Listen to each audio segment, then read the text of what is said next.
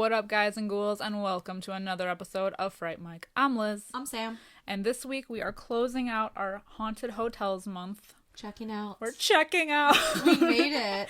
We made it this far, but, you know, we still have one episode left, so we'll see how it goes. We'll order room service. Go out with a bang. Yes, like Home Alone style. Exactly. A limousine with pizza, a sundae, a banana, whatever. What does he get? A sundae? A hot fudge sundae? Yeah. I've never seen that one. That's the second one, right? The second one. Yeah, I've never seen that one. Yeah, he gets a sundae delivered. Shit. And he's got all the snacks in the mini bar. So good. I'm so hungry. Really living it up. Not me though. Oh, bitch. I'm like a Hilton person. An Embassy Suites hoe. Yeah, right. Comfort Inn. Nevertheless, we are talking about Vacancy this week, so it's another like sleazy motel movie. This movie, oh my god, the sleaziest.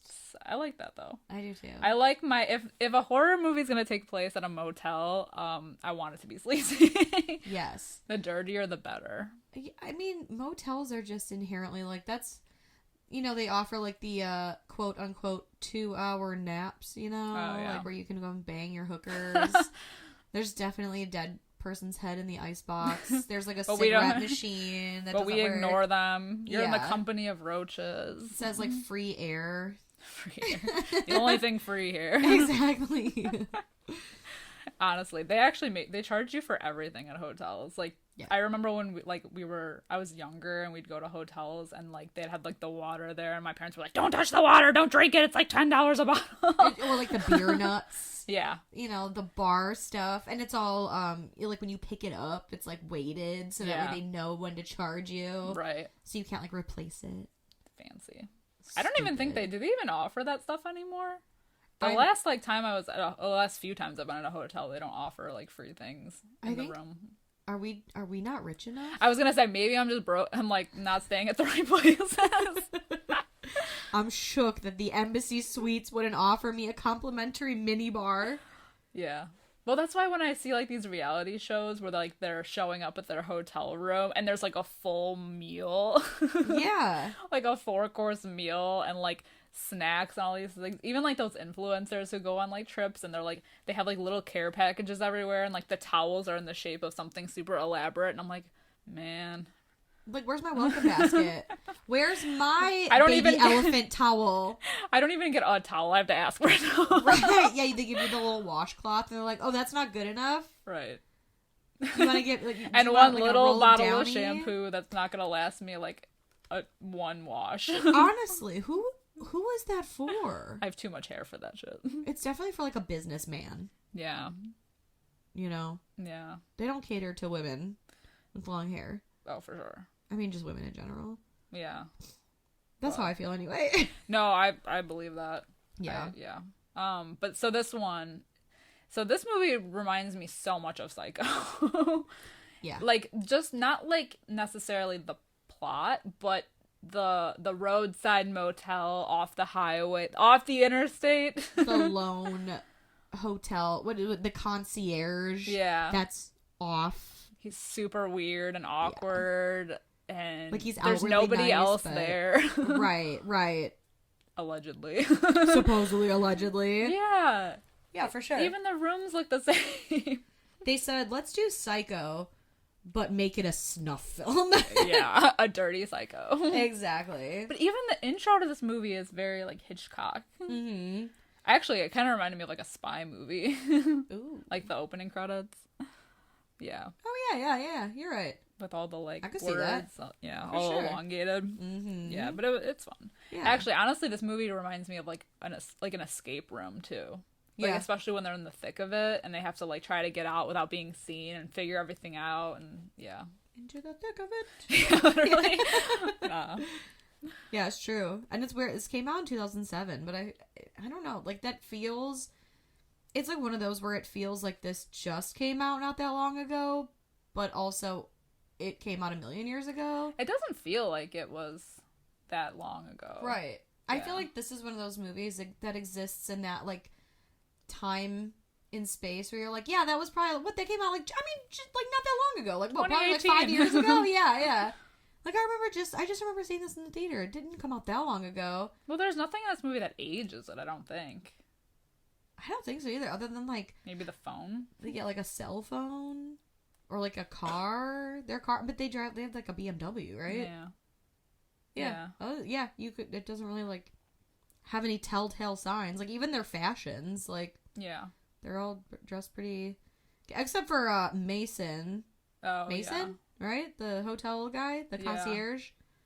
He's the only guy whose name we get. He's dressed like the hotel decor. He is. He's like, just he's like on Ted brand. Lasso.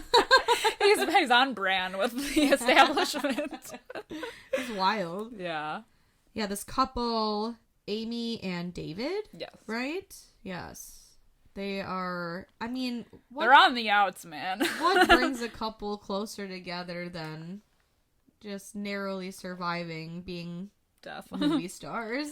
Yeah. Snuff film. Oh, we didn't even do ratings. Oh yeah, so, Oh, shit. So wow, we're really off today. Yeah. So it currently has a 6.2 out of 10 on IMDb. It is a 55% on Rotten Tomatoes. Alright. Sitting right there in the middle. Pretty average, I guess. Yeah. Yeah, Amy and David are a married couple that experience trauma. I mean, what is up with these movies and the trauma? I know, and it's always like their 1408. child dying. It's always like with a child. It's always a child. I Yeah, can't. you're I right, wasn't as 1408. emotional with this one as I was like last week. Well, it's because they don't show the kid. Yeah. Really, you know, other than like a picture. Right. There's no flashbacks. Yeah.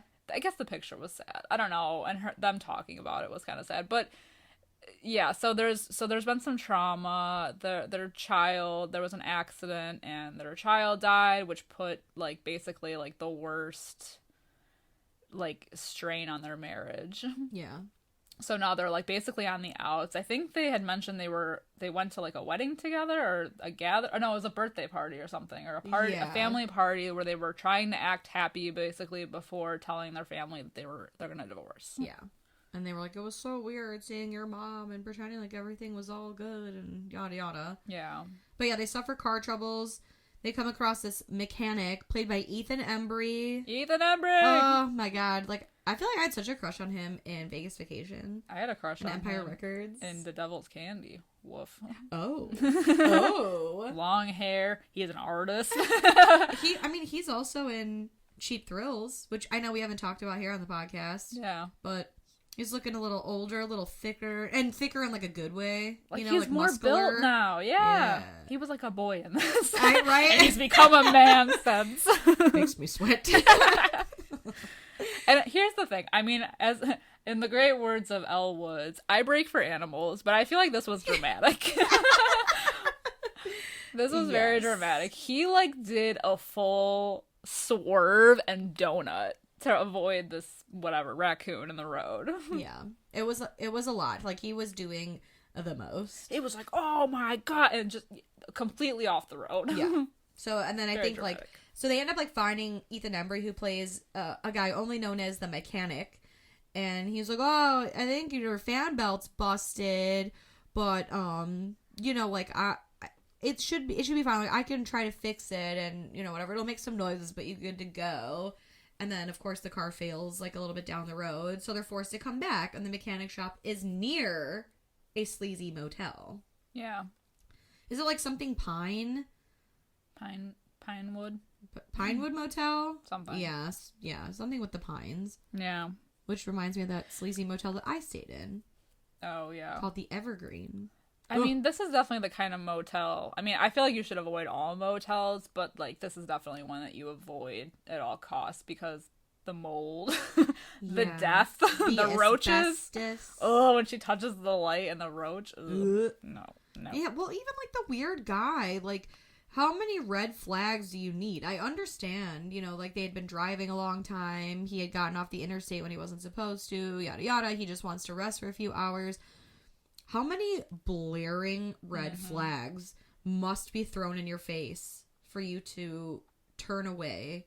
Because the motel is scary. There's not a single car there, which I find to be weird anyway. Yeah. There's always at least one car in a motel parking lot. That's why I was with Kate Beckinsale this entire movie when she's like, why don't we just go back to the car? Like, Yeah. I'd rather sleep in my car. But then, so like, because Ethan Embry's like in on it, I would think, or maybe Do you think he's in on it from the beginning? Because that would be my concern. Like, the only reason I would be hesitant to go back to the car, I mean, I guess you're fucked either way, but I just wouldn't, like, want to go to sleep in the car because then you're like a sitting duck in the middle of nowhere with a car. But they didn't know that at this point. They were just, like, going in as a weird, like, it's a weird thing, and the guy said, oh, Ethan Embry's character left for the day, but he'll be back at 8. So, like, they didn't know necessarily something was up. They just thought he was weird, and she was like, let's go back to the car. Like, let's get out of here. Yeah. No, you're right, yeah. You know, like, at that point. I mean, later on, I would have been suspicious, but, like, right off the bat, her being like, yeah, this place is fucking weird, let's go. And he was, like, very adamant about staying. And, like, with the whole cash thing, you know, like, getting the change, but then saying, like, oh, well, actually, you can't call them anyway because it's not into the morning. And then not wanting to sign the guest book, you know, and, like, how he needs the ID. Yeah. I'm sorry, you're not going to keep my ID. What are you keeping my ID for? Yeah. You keep my credit card on file for this shit. You don't keep you can't charge my ID.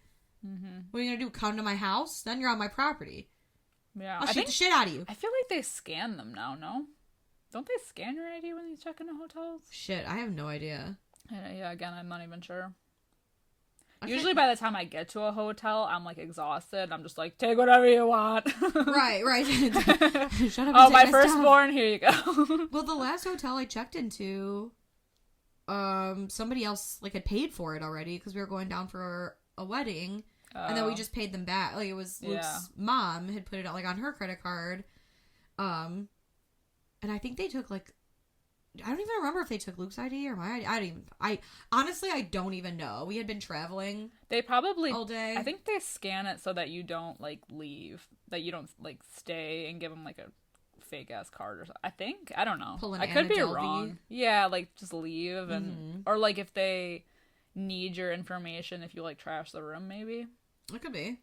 I don't know, but regardless, they get into the room and it's the honeymoon suite. Oh, yeah. I don't know what makes it honeymoon, but whatever. Maybe because they have, like, a nice little couch in the corner. I have Blood stains all over it. Right. Like, the scary decor with the, I don't know. Was there, like, a I feel like there was, like, a taxidermied bird on the wall. I did like how she was like, I'm sleeping in my clothes. He's like, I'm sleeping in my shoes. Yeah. Yes. Immediately, yes. I just also and the water's like brown. For like a second, I just want to talk about this casting because I love Kate Beckinsale so much. But I just feel like Luke Wilson was an interesting choice to be in this movie. See, and Luke Wilson, first of all, would never and could never get Kate Beckinsale. So right off the bat, you're like, it's an Adam Sandler movie situation where he always puts himself with like 12s. Right. However, I will say Luke Wilson, like early 2000s, I guess, like, wasn't as bad. Like, you know, like, him and like, in Legally Blonde with Elle Woods. Like, I mean, he's not the hottest thing in the world. Yeah. But there's some sort of, like, charm that I'm like, I mean, I get it. And I didn't hate him in this movie. Like, I thought he was very smart. And, like, for this being a horror movie, I thought he made smart choices. Right. I think it's casting weird. Owen Wilson. That would have been too much. Oh, yeah. Oh, my God. Does this look familiar? They could have left us some porn. Get out! Get out! I just, like, but it's so interesting to me. Like, it must be fascinating being, like, the casting person in a movie. Yeah. For them to be like, okay, we need a couple, and we need them to, like, look like they're married and, like, be together. And just, not that I'm saying he's ugly, but I'm just saying, like, out of everyone in Hollywood, like, you chose Luke Wilson. Like, that's just such a random choice to me. It is, yeah. I don't know.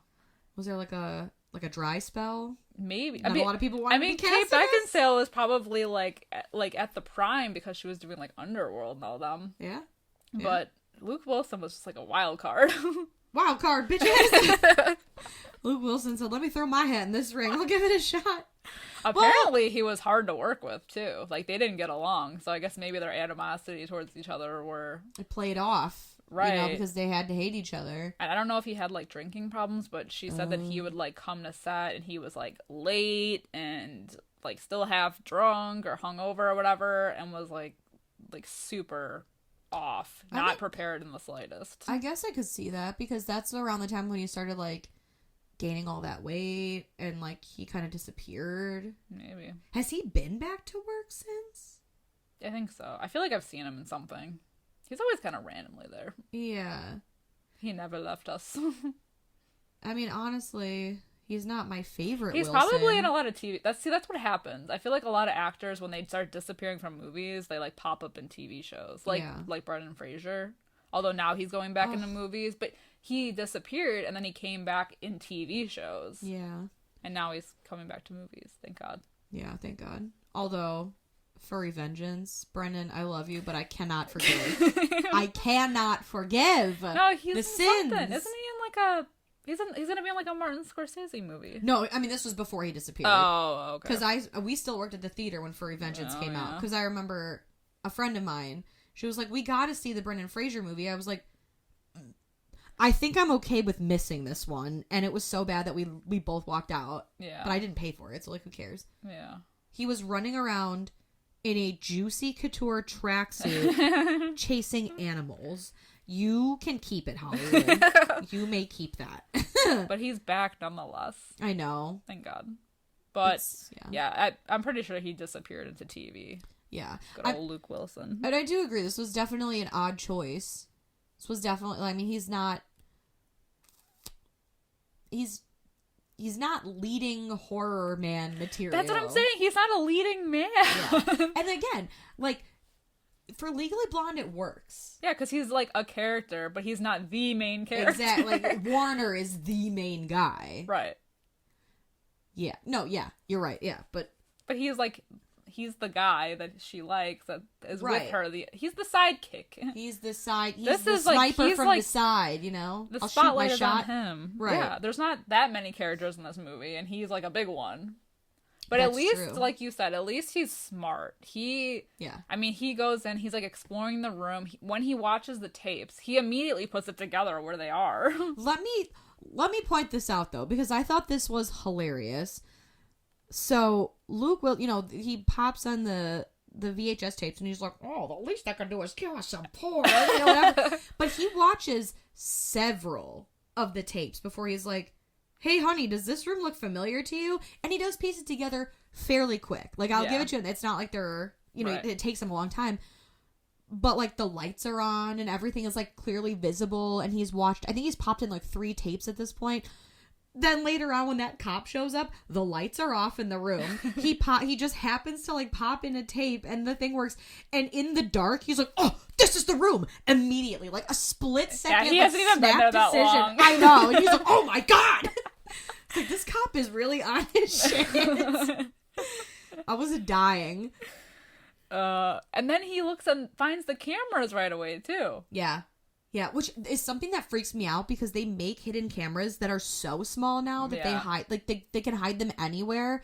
And I remember being in 8th grade, taking a field trip to Washington, D.C., and I roomed with a girl who, like, so it was me and 2 other girls staying in the hotel together, in the hotel room, and the one girl and I were making fun of the 3rd girl because she says she never takes her clothes off fully in the hotel, and she never showers nude in a hotel because she heard she's like, I heard, because her, like, uncle or something was in the hotel business, and he's like, people are creepy and they'll put hidden cameras and whatever, and, like, they'll watch people, like, shower or, like, in the bathroom or whatever. And so, I mean, we were in 8th grade and we were, like, making fun of her because we were like, "Ooh, who the fuck would do that? Like, no one's trying to watch you. No, you're not special." But then, like, the older you get and you realize the world is kind of like a dark place, and, like, this shit does legitimately happen. Like, you're really hoping that you're not on the dark web somewhere. Right. And I would hope, like, checking myself into, like, a Hilton or, like the DoubleTree or something, that there's not cameras. Yeah, you'd hope not. But you just never know. Well, these are, like, full-ass cameras, though. These are, like, big, like DSLR. Like, 2007, like, technology. Yeah. You know what's weird to me, too, is they notice the cameras, but they don't destroy the cameras. Yeah. I know they're in the vents, but I mean, like, I don't know. Like, especially when they're, when he realizes they're being recorded and he's like, they're watching you. It's like, why don't you, like, put something above it, Well, I wonder, too, because he does say something like they have to see you because they're like biding their time, you know, whereas like if Yeah. they think that they're escaping, then they'll just come get them right away, where Luke Wilson's trying to come up with like a plan. Yeah, true. So I'm wondering if he probably thought like, well, if I destroy these cameras, they know that we know, and they'll just come fucking kill us. Yeah, that's true. But yeah, he does have like the forethought with a lot of things. He's looking around, he's figuring things out as they go, which is good because they're not just like freaking out, you know, like they try a few things to get out of the room. Yeah. They even do, like, the one guy, or Luke Wilson, he exits the room, makes it to the phone booth, gets 911 on the phone before he realizes that it is not 911. Right. You know, they get almost mowed down by like, car. that truck. Yeah. They try all kinds of stuff. They end up finding that tunnel under the floor because Luke Wilson is watching these tapes, and he's like, yeah, it's really weird because they're not in the room and they don't come through the window and they don't come through the door, so but he's in the room. Right. And he sees like and the apple hand barely, too. and the apple. Yeah. Yeah. So he figures out it's in the bathroom and there's a whole like tunnel system. It's like very like law-abiding citizen. Yeah. Yeah. But I think this came before that. But even him breaking the mirror, because like looking for weapons, like anything by that point to defend yourself, he breaks the mirror so just so he has something sharp. Right. Anything. Yeah, but when they go in that tunnel, man, dude, I felt that, man. Oh, the claustrophobia. Well, the rats, the claustrophobia. I love how he was like, now you can't make a sound, and she's like, why? What is that? And he's like, you cannot scream. He fucking knew. They will hear you. Oh, nasty. But honestly, I'd rather like rats are gross, and like I know they carry disease, but I'd rather just have I'd rather have it be rats than like bugs. Oh yeah, that's true. Like, no. Yeah, I'm like, sorry. The roaches, man. Yeah, yeah. Like I know we did the collector and the collection, and I will like that scene in the collection when she's trying to hide in like that lab, and like the tarantula, like the spiders come out and like they're fucking crawling. No, that's it. Game over for me. I would. First of all, I'd go into cardiac arrest. Yeah. So, like, I give myself a heart attack anyway. And then they wouldn't have to worry about an escape plan. Right. I would just be dead. Yeah, and then that's, like, they pop up, I think they follow the tunnel, like, all the way the fuck down, pop up in the manager's office. They try to make she tries to call 911, and that's when the manager comes in with, like, his two, like, henchmen. And they're wearing masks. So, like, you never get, like, a clear look until, like, pretty much, like, the end. It's very, like, The Strangers, how they're, like, taunting them. Especially because we didn't even talk about how they were, like, banging the door. That's the whole thing that, like, set this into motion. Them. Yeah, like, they were, like, fucking with them before they even, like, realized what was going on. Yeah. Like, they were messing with them. They might as well have, like, written on the windows, like, in The Strangers, too. Yeah, and they're masked killers in the window in the bathroom, like, just, yeah, they were messing with them the whole time. So it was very, like, Psycho meets The Strangers. That's true, yeah. But, yeah, there's a lot of, like, them going in the tunnels and running back and forth and trying to escape, and they find the phone in the office and call 911, and the whole thing with the truck driver, and they're trying to, like, help him, and they realize that he's one of them. Yeah, because they're like, well, or no, I think it's the cop later, because they have trust issues from the trucker. Right. You know, they start banging on the window because they want help, then they're trying to warn him because the masked guys are coming up behind him, only to realize that he's a fucking disgusting... Yeah. I can't even say pervert. Well, I guess pervert. Well, they hand him a box of tapes. I mean, there's some kind of market for this, I guess. So gross. Disgusting. And I forgot to even talk, like, when we were talking about red flags earlier, they walked into the motel lobby, and the first thing they heard was, like, women's screams. Yeah. I don't trust a man who's watching anything that has to do with those screams. Yeah. Because, like... There's a distinct, like, yeah, sure, he could be watching a horror movie. Yeah, but, like, those screams, I mean, that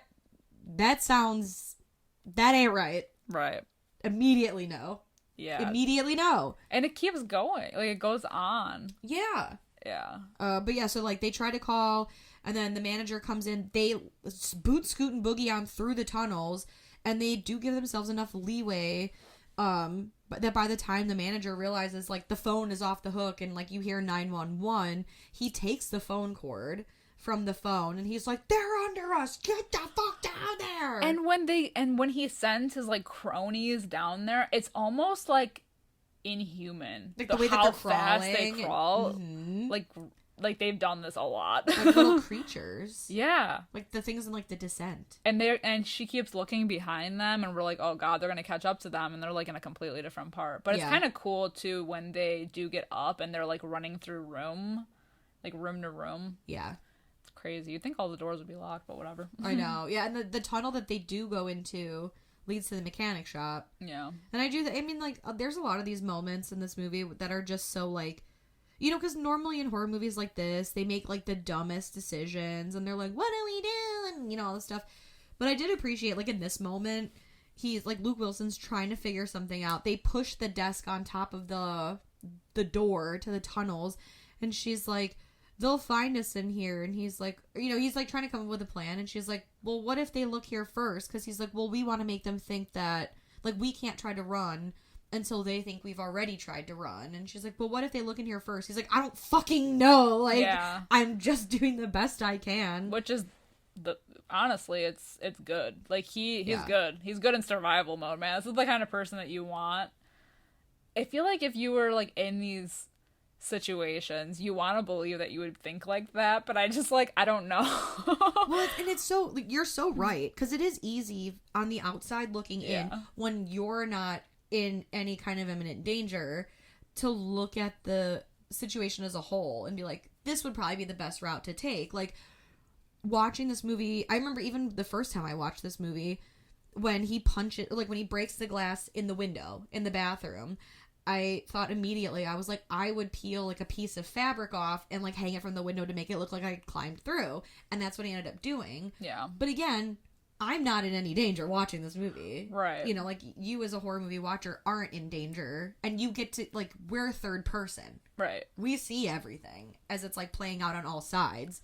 So, and like, my immediate, like, response would be running off into the woods and probably getting shot down. Yes. Like in Hush, when she's coming up with all the scenarios. Right. That would be me. Right. Like, it's... I really like this movie, to me, has, like a layer of believability. Right. In, like, the decisions that these characters are making. Right. Because you can only do so much. I mean, they're trapped there on this land. Not even just the hotel, it's the land, because they're surrounded. Anytime they try to make a run for it, they are surrounded by these goons. Right. And they even, like, a cop comes because he's responding to the 911 call. And even then, like, they're not going to trust him. They're, like, waiting to see, like, oh, what if he's working with them? But why would he be working with them? Like, I called 911. Yeah, but you didn't give them your location, but they could have traced the call. Like, but she's watching his facial expression. She's like, he looks scared. Like, and this is right after the cop goes in the room and sees the tapes and knows that there's something going on. So she's, like, looking for that, like, reason to trust him. Exactly. And it's so sad because, like, they do get so close. Like, they're in the car. Yeah. And the cop, like, goes to check something under the hood and he gets got. Yeah. And it's like, oh, god damn. They were so close. Yeah. They were so... Wait, were they in the car? Did they get in the car? They got in the car. Yeah, they got in the car and then they run back into the room. And that's when they're running through all of the rooms. And then they decide to do the whole, like, have her hide. Yes. And then he tries to go. It's so smart. Yeah. It is just, like, so heartbreaking, though, because he really does, like, they do care for each other at the end of the day, and he's like, well, I'm gonna hide you, because that's one less, like, moving piece I have to worry about. He's like, don't make a sound. Like, whatever happens, don't make a sound, and I'm gonna try to, like, deal with this shit, and I'll make them think that, like, at least you escaped. And then he, like, immediately gets stabbed. Like, opens the door and bam. Like, goddamn. Yeah. Oh, man. Which is, like, you feel bad, and, like, the main guy, Mason's got the camera in his face, and he's, like, it's all for the show. Because even when he gets a hold of her, he's like, you need to, like get it in his face. Her and yeah. Look at me. Like, he likes to look at his victims. Right. In the face. Ugh. Yeah. But she's smart, too, though, I feel. She waits it out for a while. Like, I think it's, like, overnight, in the morning. And then just fucking goes on a rampage. Right. It's, like, it's kind of crazy how well things, like, end up working out for her. Yeah. Because she pops down out of the ceiling, which, in an unfortunate turn, someone is waiting for her. Yeah. Like, did they know the whole time she was up there and just wanted to, like, prolong the game? I think they were just guarding his body to see if she'd come back. Maybe it was like a cat and mouse thing, basically. Or just, I don't know. I'm assuming that they maybe some of them believe that she got away, but not all of them, and they were like just hanging back just to see if she'd come back for him. Yeah, that's true. That's a good point.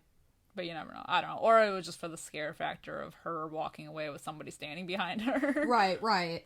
But she ends up like getting away, and Jimmy's like the lock or like the turnkey thing, to start the car, which does start. Mm-hmm. And then the one goon is like trying to choke her out from like the sunroof, and then the other one pops out of the room just as she drives right through it.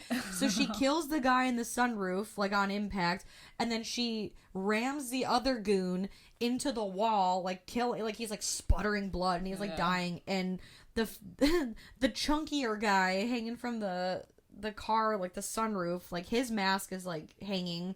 So like we don't know who this guy is. Like he's just a goon, but the guy that she's like rammed the car into is the mechanic guy. Ethan Embry. I know. Yeah. So they both die. Mason, he comes across this. He's like so fully pissed now. He keeps like doing that nerd thing where he pushes up his glasses and he's like, you bitch. And their like whole fight is like, what did someone do to that guy? I know. To make him hate women so much. He's like he evil beats the Ned shit out of her. Flanders. Yeah, really? Like, what? He is aggressive. He chokes her with the phone cord and then like aggressively wraps it up and puts it back in his pocket. Yeah, like what? I know. He's got the camera in her face, like you said, and he keeps like, look at me, bitch. Like the way he just says bitch over and over again. Like I said, it's like Ned Flanders, but evil. Yeah. It honestly lasts so long, too. It does. It feels dirty. Yeah. Like icky. I don't know. Yeah. But then she gets the upper hand and she gets like pushed down and falls onto a gun. And I do just love this because like the first shot, it like kind of like misfires or like nothing comes out and you're like, ugh, typical. But then she keeps going and there are rounds in it. So she shoots him 3 times. Yeah. And then it's lights out for Ned Flanders. Yeah. Evil Ned Flanders. Yeah. And then she does go to check on David, who by some miracle is still alive. Yeah, barely, but he's hanging on. No. And then she goes and she gets the phone cord and she calls 911, which this 911 call does make me laugh because she's like, I need help. My husband is like barely hanging on. Like, you know, like whatever. Like he's trying to kill us. And they're like, where are you located? I'm at this motel. We already sent someone out there. Send another guy. Yeah, he's dead too. Like, it's been hours. Right. The sun is up. Right. Are you fucking crazy? And then he's like, oh, of course, yes, we'll send someone right out. He should be fired. Yeah. Oh, no, we already sent some guy out there. Is he back? Has he come back?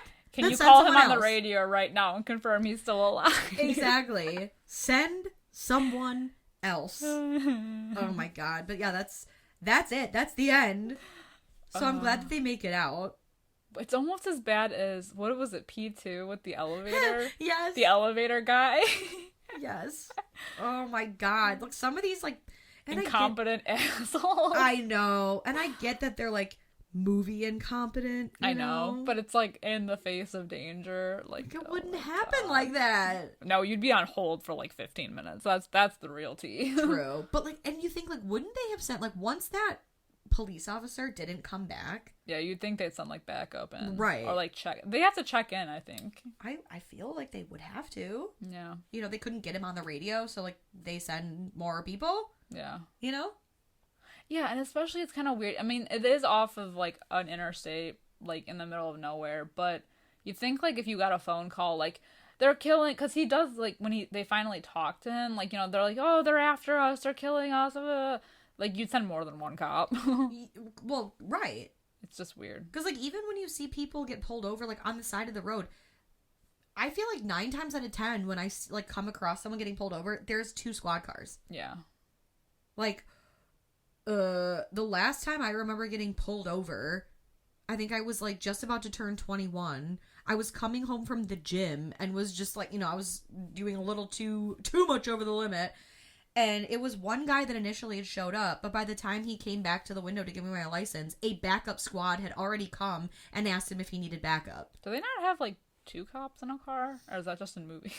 I don't know. You know how it's, like, always, like, me and my partner? Right, like, right. I don't know. We live in the suburbs, so maybe not. Maybe in the city that's more of a thing. That could be, yeah. Yeah, because I know, like, my aunt's ex-boyfriend, he was a Chicago cop, and he had a partner. Yeah. I feel like that would probably be needed more than the occasional speeding person. The cops that hang out and, like, give tickets to, like, skateboarders. Yeah. And harass you for going 5 over the speed limit. Yeah. Yeah. Yeah, no, that's a good point. I never really thought about the partner thing. You just never see that here. Yeah. I always thought it was like, oh, maybe it's just in movies. So it's not just some dude in a car alone talking to himself. That'd be so boring. Can you imagine? Yeah. I guess that's why they have their little computer. Yeah, maybe. Yeah, whatever. But anyway, that's Vacancy. I actually like that this movie isn't, like, heavy on the gore. I mean, there's, like, the snuff film, which is pretty, like, brutal, but, like, it's more psychological, like that, like how The Strangers was. Yeah. With the, like, they're gonna mess with you more than anything, and then him trying to figure everything out. I just like that a lot more than just, like, a straight-up gore fest. Because I think that's probably what would have taken this from what this is to, like, too cheesy or, like, unrealistic. Because and this movie is not particularly long. I think it comes in just shy of an hour and a half, and I feel like it's a pretty tight movie. Yeah. I think every actor in it is good. I think they make really smart decisions as characters in a horror movie. Which is rare. Right. And I do like, I mean, because the gore, like, sometimes it's just, when there's too much gore, it's just so unrealistic. Well, it just takes a different turn. Right. At you least get, like, a different feel then. Right. And it's like it's smarter than that. Right. Instead of making, and they could have easily made this movie like that. They Right. could have, like, caught them and tortured them, and it could have been, like, a long thing, or made them do something like a tape, but they wanted it to be a little bit more than that. Yeah. Well, a lot more than that, and I like that they made that decision. Me too. You know? Yeah. It just sets it apart from being, like, snuffy. Exactly. Extra snuffy. So with that, I'm gonna give it a 3 out of 5. Okay. Yeah. I really like this movie. It was good. I'm very similar. I'm gonna give it like a 3.75 out of 5. Okay. My gut reaction was like a 3.5, but, like, honestly, when I'm trying to think of reasons why, like, I would knock it, Yeah. there's not that many. Yeah. Like, do I think it's like 4 or 5? No. Right. But it's a short, precise, clean movie. Yeah. There's not a character in it that I think makes, like, dumb, just, like, I mean, like, obviously you, like, hate the, like, Mason guy, you know, like, the killers or whatever, but, like, I don't really, like, hate any characters for doing something. Yeah. Out of the blue. I don't know. It's a tight movie. And I like that it wasn't overly long for no reason. Like, they give a little bit of backstory on them as characters, and it's enough that we get their situation. And so there's no... And I think that's kind of what when we talked about 1408, a lot of the flashback scenes, it was, like, very flashback heavy, which, like, you got his situation, I feel like, just by how he was acting, like, just so overcome with, like, grief and, like, alcoholism, but we also got the flashbacks. Yeah. Whereas this, like, we get that there's, like, the grief, just in, like, the opening scene of them, you know, coping differently. Like, he wanted to talk about their dead son, and she is not like that, and, like, there's just tension between them, and that's all we get, and that was fine. Yeah. So I like that too. So yeah, like you said, it is a tight movie. So, you know, nothing is ever, like, you don't ever, like, feel like it's too long. And it is pretty tense too. It is, yeah. There's definitely moments where you're like, okay, like, but I like that you can see the wheels turning the entire time of, like, them trying to figure it out, you know? Yeah. They play it smart. Yeah, I respect that. Yeah. Yeah. So on the whole, solid movie. Yeah. So that is our opinion on Vacancy. Let us know what you think about it. If you haven't checked it out in a while, check it out again. It holds up pretty well. It does. You can let us know over on Facebook and Instagram at Fright Mic Podcast, or over on Twitter at Fright Mic Pod. Also, if you're looking to spend a little bit of extra time with us, you know, we do have a Patreon. If you want to support the show, we do have extra episodes over there.